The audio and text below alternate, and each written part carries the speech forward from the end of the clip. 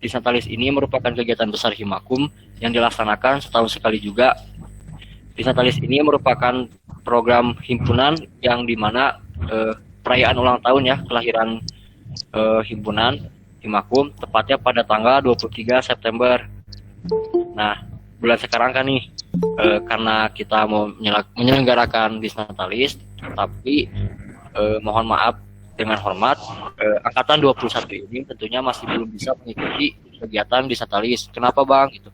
Soalnya kalian belum mengikuti langkah awal yaitu PMJ kaderisasi. Karena disahkannya atau dilegalkannya kalian sebagai anggota himpunan itu gerbang awalnya di PMJ. Kalau lihat dari sebagai mahasiswa hukum, kalian udah jadi mahasiswa hukum gitu di Nusa Putra, akan tetapi untuk menjadi anggota himpunan kalian belum bisa dikatakan sebagai anggota karena tadi belum mengikuti yang PMJ itu. Nanti untuk kegiatan PMJ pasti ada kabar terbaru dari kita, ditunggu aja ya buat PMJ-nya. Nah, kalau Disnatalis ini udah jelasin ya tadi ya, perayaan ulang tahun himpunan tepatnya tanggal 23 September. Biasanya kita itu di konsepan acara itu kayak ya gimana sih, have fun, potong-potong tumpeng, makan, terus ada pentas kreasi seni yang dimana kita juga yang ngisi gitu, yang kalian punya bakat nyanyi ataupun mau baca puisi atau apa boleh gitu. Kalau kalian mau nampilin di Disnatalis ini, biasanya kita suka acaranya itu kayak nyewa villa di mana dirayain di situ. Lanjut ada LDC yang tadi kata Ibu Prodi bilang, ini nih Law Debat Competition ini salah satu acara bergengsi yang bisa diklaim bahwa ini tuh punya Himakum gitu. Ini juga sebagai salah satu jembatan kita untuk mengirimkan delegasi Nusa Putra ke tingkat KDMI. Itu lomba debat tingkat IDIKTI ya. Nah, di sini tuh kalian bisa tuh show up lah bakat kalian dalam beropini, berargumentasi, debat sama lawan. Nah, LDC itu merupakan sebuah giber kompetisi debat yang diadakan oleh Himakum dengan pelaksanaan setiap 1 tahun sekali untuk diikuti seluruh perwakilan mahasiswa himpunan yang ada di Nusa Putra. Jadi, meskipun ini yang ngadainnya himpunan mahasiswa hukum, anak hukum, tapi semua pesertanya itu dari berbagai himpunan mahasiswa jurusan yang lainnya, mau jadi manajemen, dari teknik informatika, teknik sipil, mesin, PGSD, akuntansi, ataupun yang lainnya. Tapi memang secara kepanitiaan bahwa kita itulah penyelenggara. Jadi nanti nih tahun berikutnya pasti ada nih Law Debat Competition 2022. Apa? Sebentar ya.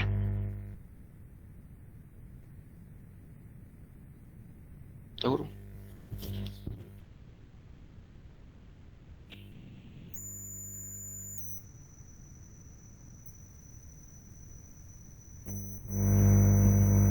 Ya lanjut ya.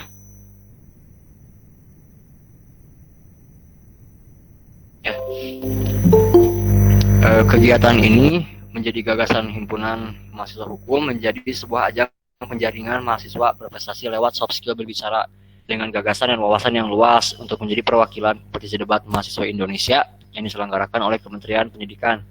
Di mana dalam edisi ini juga mahasiswa merebutkan piala rektor bergilir. Jadi debat itu nggak semata-mata kita berargumentasi yang isinya kosong gitu.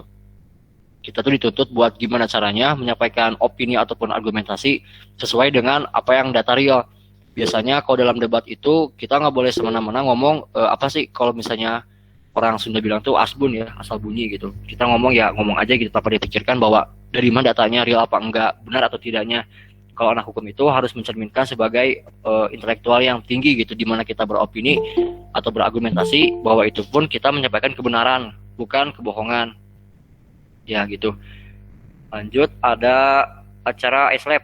Nah, ini juga salah satu acara yang paling bergengsi nih. SLab itu atau International Conference on Law, Public Policy and Human Rights merupakan sebuah gagasan baru program studi hukum Universitas Nusa Putra yang baru saja selesai dilangsungkan bulan ini secara daring dengan menghadirkan keynote speaker dari lintas negara. Baru bulan ini minggu kemarin kita ngadain acara SLab ini.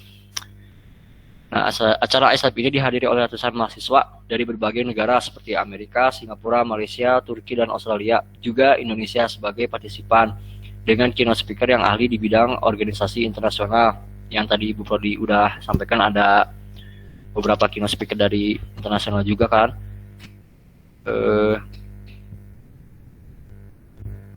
Ini yang perempuan sebelah kanan yang bule ini namanya Prof. Irene Kaboli dari pakar hukum bisnis dari Taylor University Malaysia. Kalau yang tadi sama Ibu Prodi kenalin itu yang lelaki itu yang apa kayak orang India itu namanya Dr. Harminder Singh ya, sama dari Malaysia juga. Beliau itu kemarin sempat jadi keynote speaker gitu, sharing-sharing tentang keilmuan, tentunya di akademisi. Lanjut ada struktural pengurus Himakum 2021-2022. Ini kelihatan ya? Ya.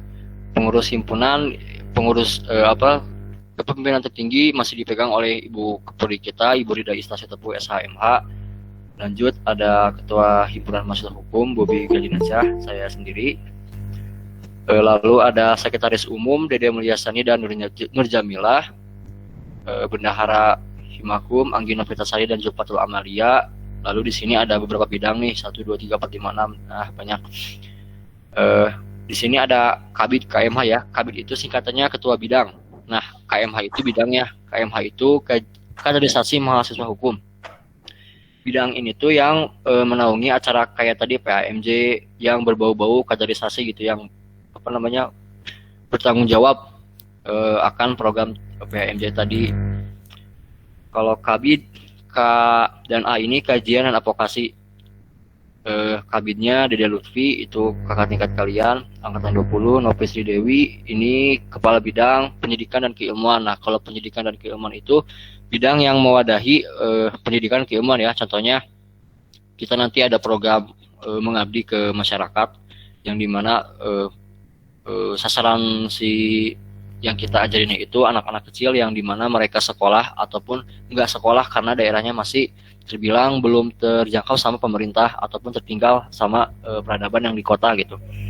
Nah, nanti kita bisa tuh yang kalian yang nanti tahun depan kalau udah mau masuk pengurusan yang mungkin punya tugas sosialnya tinggi banget gitu, pengen ngajarin anak-anak kecil, boleh masuk nanti ke bidang pendidikan dan keilmuan.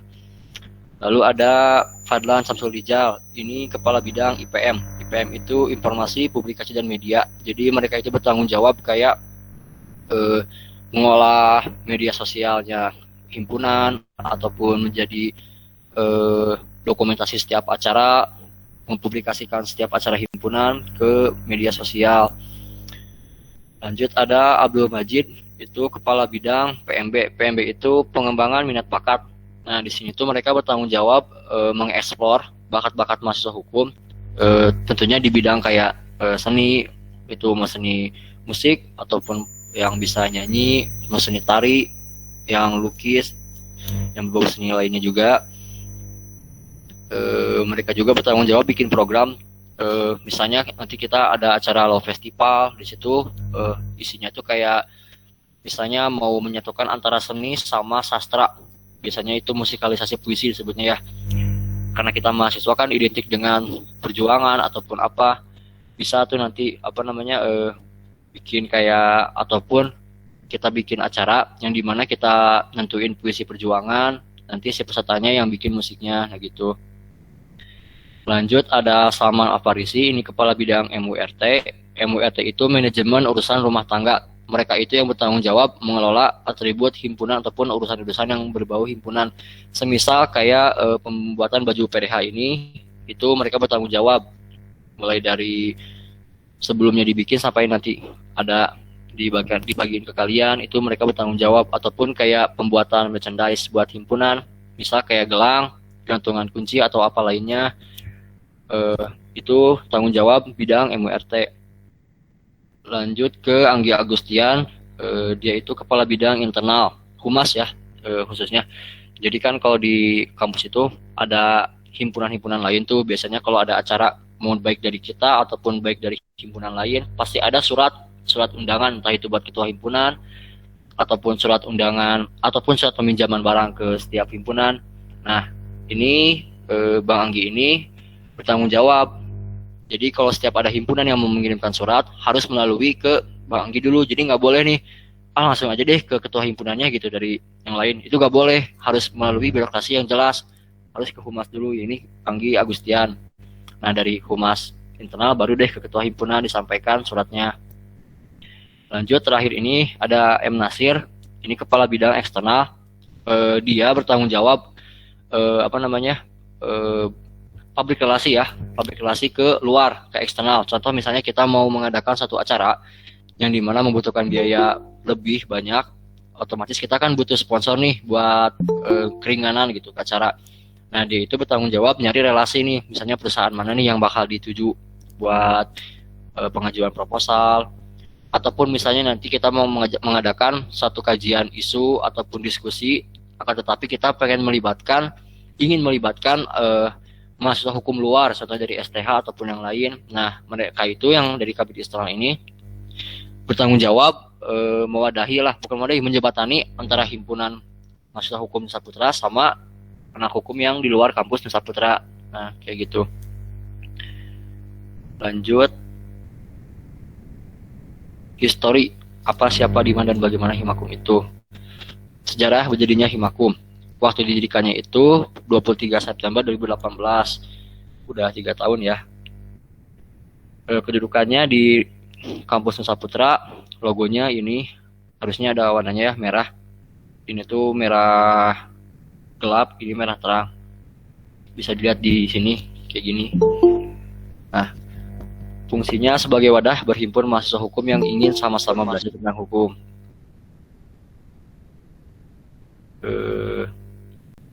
Ya cukup, ini ada emailnya, kalau mau misalnya ngirim apa-apa melalui email boleh, ataupun kalian wajibkan nih sebagai mahasiswa hukum follow lah tuh Instagramnya himakum_nsp. Saya kembalikan ke moderator.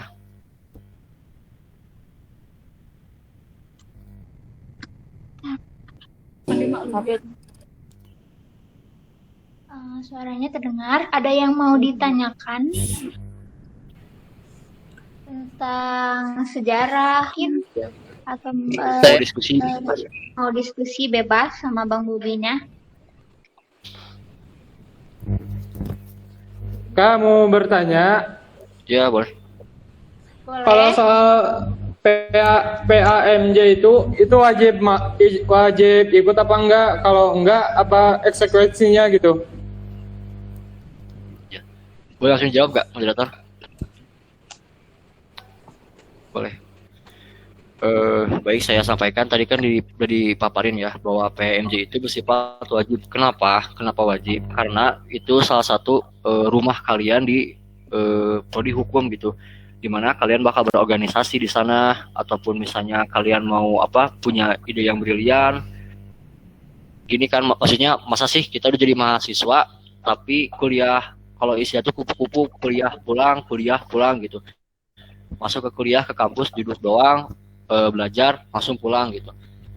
Esensi mahasiswa kan jadi kurang. Nah alangkah baiknya kalian itu berhimpun lah, berorganisasi, tentunya di rumah sendiri di Himakum, himpunan mahasiswa.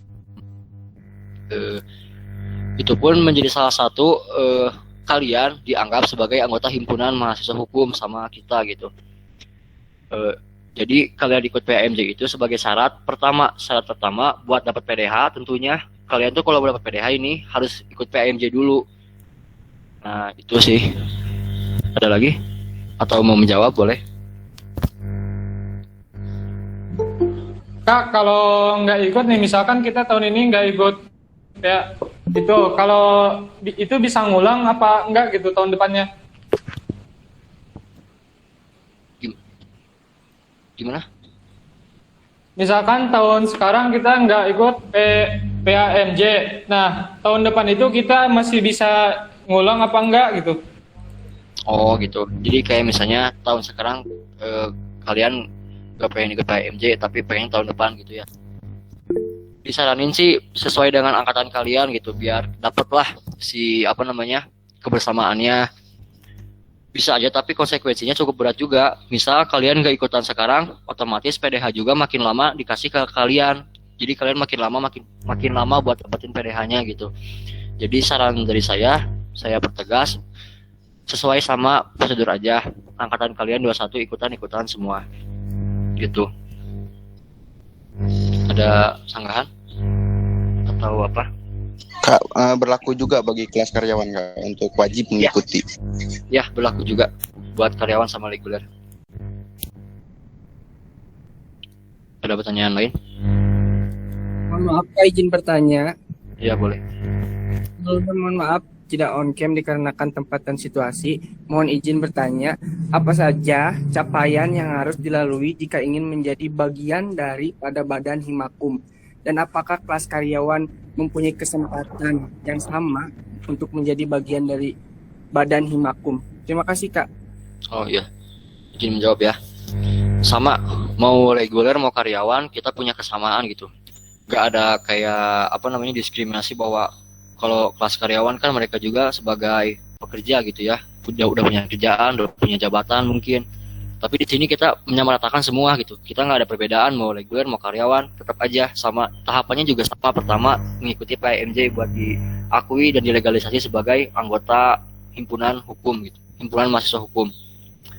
Kalau tahapannya pertama itu tadi sih, awal kalian masuk PMJ juga udah cukup kalian dianggap sah sebagai anggota himpunan dan udah boleh nanti kan ada ini ya pemesanan PDH. Nah, untuk mendapatkan PDH itu syaratnya kalian itu pertama harus sudah mengikuti PMJ gitu. Terima kasih, Kak, jawabannya sangat jelas. Ya, sama-sama. Ada lagi? Mau diskusi juga nggak apa-apa kok, sampai 12:30 waktunya. Enggak, Kak izin bertanya ya. Assalamualaikum warahmatullahi wabarakatuh. Ya, waalaikumsalam. Gini Kak, ini mah terlahir dari kepenasaran saya. Ada apa sih di program studi ilmu hukum itu gitu Kak? Jadi mengapa gitu harus memilih program studi ilmu hukum gitu? Itu sih Kak. Oh iya. Kenapa harus memilih program studi ilmu hukum gitu? Kalau kata dosen saya yang sampaikan, Bang tadi kan pernah ngomong waktu saya pertama kali kuliah di sini pas semester pertama, beliau bilang bahwa hukum itu joker gitu, joker dari semua jurusan. Kita lihat dari ini aja segi negara kan, negara Indonesia katanya negara hukum kan. Nah, otomatis semuanya harus ada legalisasi. Nah, di situ kalian nggak harus terpacu sama prospek kayak misalnya anak hukum paling bisa jadi hakim, jaksa, pengacara, udah 3 itu. Selebihnya nggak bisa gitu. Itu tuh sih masalah. Sebenarnya bisa aja kita mau ke bank, mau ke perusahaan mana, mau ke rumah sakit, itu pasti ada legal ataupun staf legalnya gitu, dimana kita yang bertanggung jawab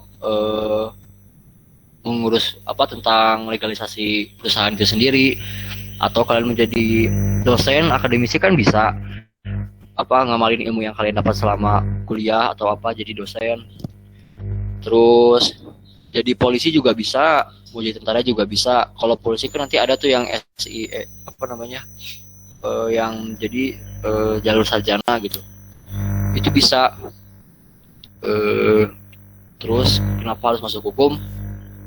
Jadi yang tadi saya bilang, kata beliau dosen kita semua Bang Tadigan, bahwa hukum itu joker jadi semua jurusan gitu.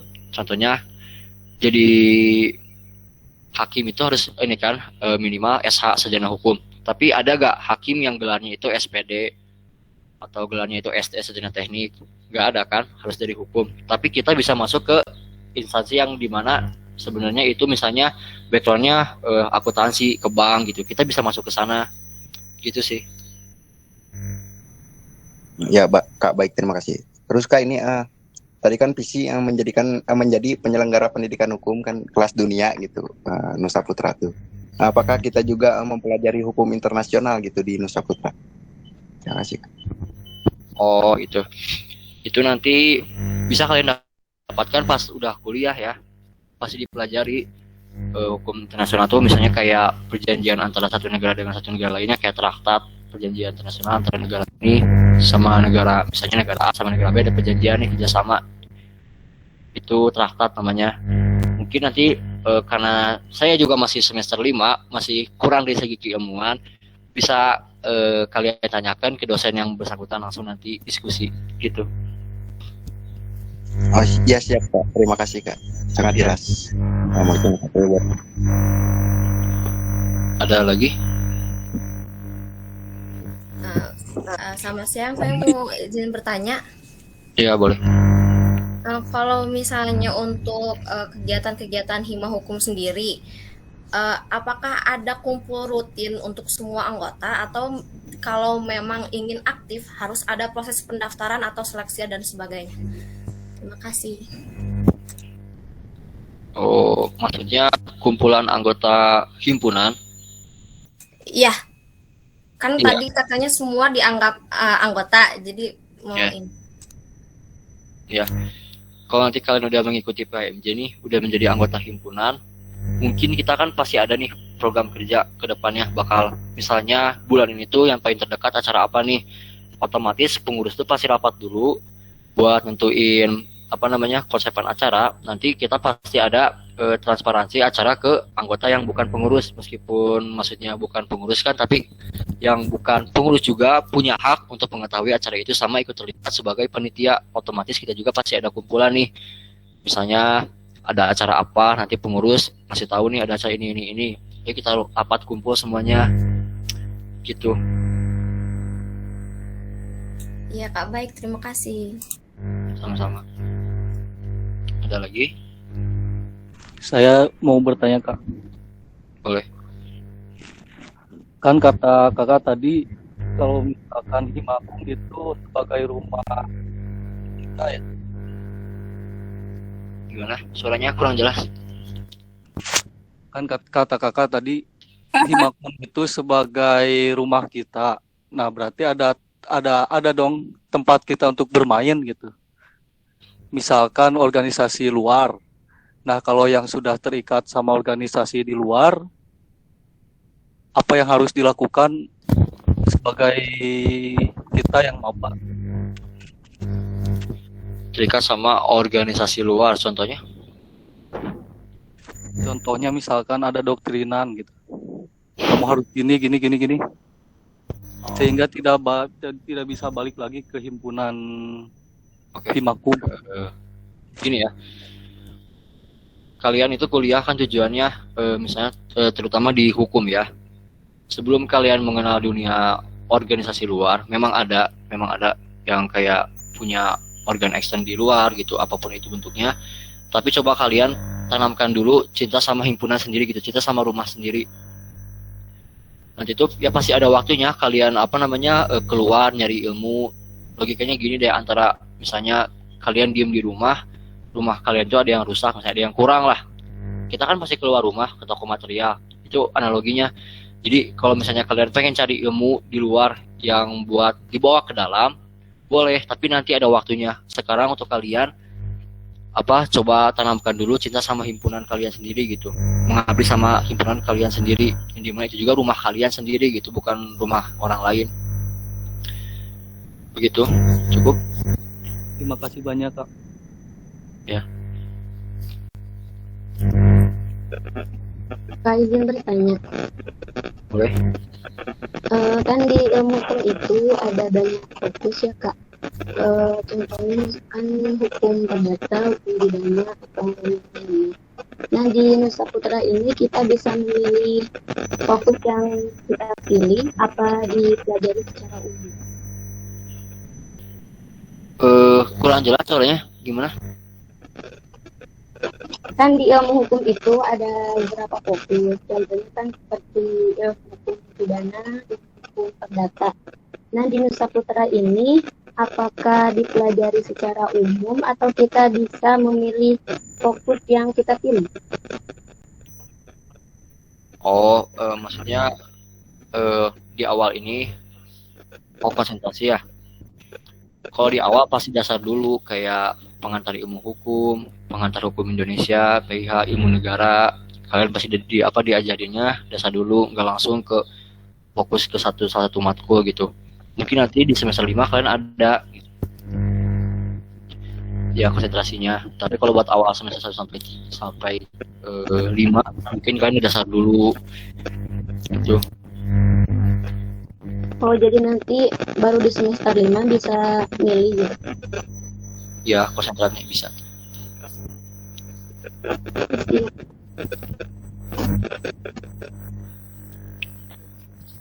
Ada lagi? Izin bertanya juga bang. Bertanya. Boleh. Kan tadi tuh lagi ngejelasin PAMJ ya? Iya. Jikalau kelas karyawan dan reguler, PAMJ berlangsung bersamaan waktunya atau tidak? Terima kasih. Waktunya bersamaan, tapi mungkin menyesuaikan, kayak misalnya ada anak karyawan yang memang jam kerjanya itu pulangnya sore, sementara PAMJ dimulai dari pagi jam 8 misalnya harus di lokasi. Kita juga pasti ngertiin kalian juga ngasih toleransi. Boleh kalian ikutnya datangnya malam gitu, sepulang kerja. Itu boleh, tapi akan waktunya memang bersamaan, nggak ada perbedaan. Gitu.